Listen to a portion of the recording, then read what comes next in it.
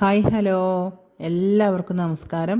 ഇന്ന് വന്നിട്ടുള്ളത് നല്ല അടിപൊളി ഒരു ക്രീമി ചിക്കൻ കറിയാണ് കേട്ടോ. ഒരിക്കൽ നിങ്ങൾ വീട്ടിലുണ്ടാക്കിയിട്ടുണ്ടെങ്കിൽ നിങ്ങൾ എപ്പോഴും തന്നെ ഉണ്ടാക്കി നോക്കുള്ളൂ.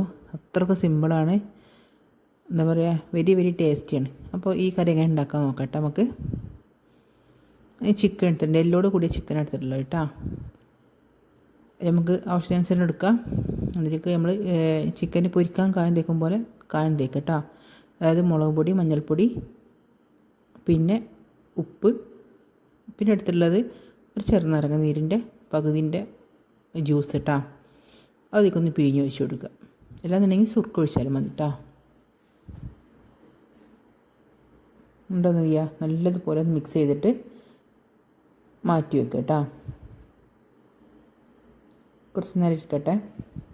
നല്ലതുപോലെ ഒന്ന് ഇളക്കി മിക്സ് ചെയ്ത് അല്ല, എന്താ പറയുക, നല്ല തിരുമ്മി പിടിപ്പിക്കണം ടൈമൊക്കെ മസാല കൊണ്ട് പിടിക്കട്ടെ. അതൊരു മണിക്കൂറോളം എന്ത് ചെയ്യുക, ഒന്ന് മാറ്റി വെക്കുക.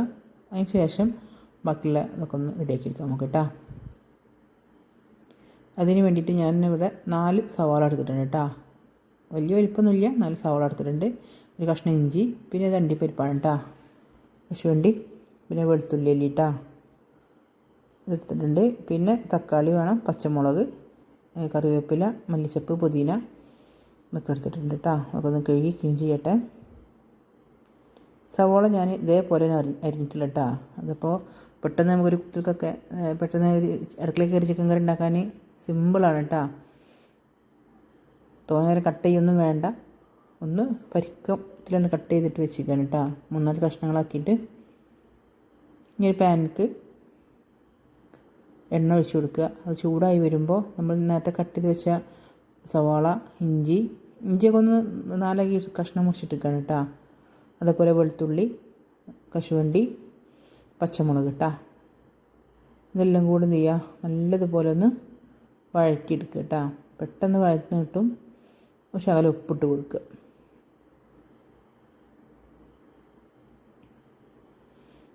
അതിന് മുന്നേ ഒരു കാശ്മീരി ചില്ലിയാണ് കേട്ടോ എടുത്തിട്ടുള്ളത്. അതിപ്പോൾ ഈ ഒരു കറിക്കൊരു കളറ് വേണമല്ലോ, കളറിനാണ് കേട്ടോ, ചിക്കൻ്റെ കറിയല്ലേ. അപ്പോൾ അതിലേക്ക് കറിക്ക് ഒരു കളർ ഇട്ടാൻ വേണ്ടി ഞാൻ ഒരു മുളക് ഇട്ടിട്ടുണ്ട് കേട്ടോ. അല്ലെന്നുണ്ടെങ്കിൽ കളർ ഉപയോഗിച്ചാലും മതി. ഇനി കുറച്ച് ഉപ്പിട്ട് കൊടുത്തിട്ടുണ്ട്. നല്ലതുപോലെ ഇളക്കി വെക്കുക. ഇതൊന്ന് വാടി കിട്ടട്ടെ. പിന്നെ ഇതിലേക്ക് ഗരം മസാല വേണം കേട്ടോ.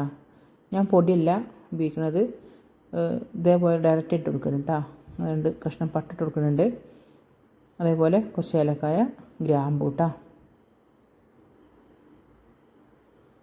ഇനി അടുത്തൊരു പാൻ വെച്ചിട്ട് എന്ത് ചെയ്യുക, അതിലേക്ക് കുറച്ച് സൺഫ്ലവർ ഓയിൽ ഒഴിച്ച് കൊടുത്തിട്ട് ചിക്കൻ ഇട്ട് കൊടുക്കുക. എന്നിട്ട് എന്ത് ചെയ്യുക, തീ കത്തിക്കുക കേട്ടോ. നല്ല ഇളക്കി യോജിപ്പിച്ചിട്ട് തീ കത്തിക്കുക.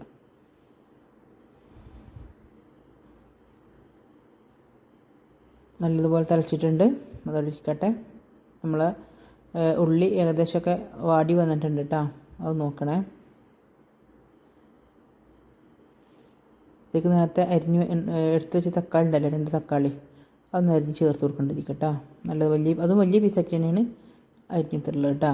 കാരണം നമുക്കതൊന്ന് മിക്സിൻ്റെ ജാറിലിട്ട് അടിച്ചെടുക്കാനുള്ളതാണ്. അപ്പോൾ ഇതിലേക്ക് ഞാൻ നമ്മുടെ ഇതുണ്ടല്ലോ ചിക്കൻ മസാലപ്പൊടി, അത് 1 ടീസ്പൂൺ ഇട്ട് കൊടുക്കണ്ട കേട്ടോ. വേറൊരു പൊടികളും ഇതിലേക്ക് യൂസ് ആക്കണില്ല. ചിക്കൻ മസാലയുടെ ഒരു ടീസ്പൂൺ ഇട്ട് കൊടുത്തിട്ടുള്ളത് കേട്ടോ. വേണമെങ്കിൽ മാത്രം ഇട്ട് കൊടുത്താൽ മതി, നിങ്ങൾ കഴിക്കുന്നുണ്ടെങ്കിൽ കേട്ടോ. എൻ്റെ കയ്യിലുണ്ടായപ്പോൾ ഇട്ട് കൊടുത്താണ്. പിന്നെ നേരത്തെ എടുത്ത് വെച്ച കറിവേപ്പില, അതേപോലെ മല്ലിച്ചപ്പ്, പുതിന എന്നിവയൊക്കെ എന്തെങ്കിലും ഒന്ന് ജസ്റ്റ് ഒന്ന് കട്ട് ചെയ്തിട്ട് കൊടുക്കണം കേട്ടോ. നല്ല അടിപൊളി കളർഫുള്ളായിട്ടുള്ള വന്നിട്ടുണ്ട്. എന്താ, നമ്മൾ ചിക്കൻ ഏകദേശം വെന്ത് തുടങ്ങിയിട്ടുണ്ട് കേട്ടോ.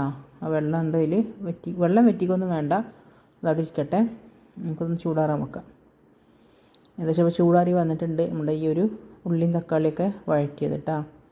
അണ്ടിപ്പരിപ്പും ഒക്കെ ഉണ്ട് തന്നെ കേട്ടോ, കശുവണ്ടി. ഇനി എല്ലാം കൂടെ എന്ത് ചെയ്യുക, നമുക്കൊന്ന് മിക്സിയിൽ ചേർത്ത് കൊടുക്കുക. ഇത് തൈരാണ് കേട്ടോ, പുളി കുറഞ്ഞ തൈരാണ്. ഇതിന് പകരം നിങ്ങൾക്ക് തേങ്ങാപ്പാൽ വേണമെങ്കിൽ അത് ഉപയോഗിക്കുക. ഞാനിവിടെ തൈരാണ് ഉപയോഗിച്ചിട്ടുള്ളത് കേട്ടോ, പുളിയാത്ത തൈര്. നല്ലതുപോലെ എന്ത് ചെയ്യുക, ഒന്ന് അരച്ച് കൊണ്ടുവരിക. നല്ല ക്രീമി ആയിട്ടിരിക്കും കാരണം നമ്മൾ അണ്ടിപ്പരിപ്പ് നമ്മൾ സവാളൊക്കെ നമ്മൾ വഴറ്റിയിലിട്ടിരിക്കുന്നത് തക്കാളിയൊക്കെ.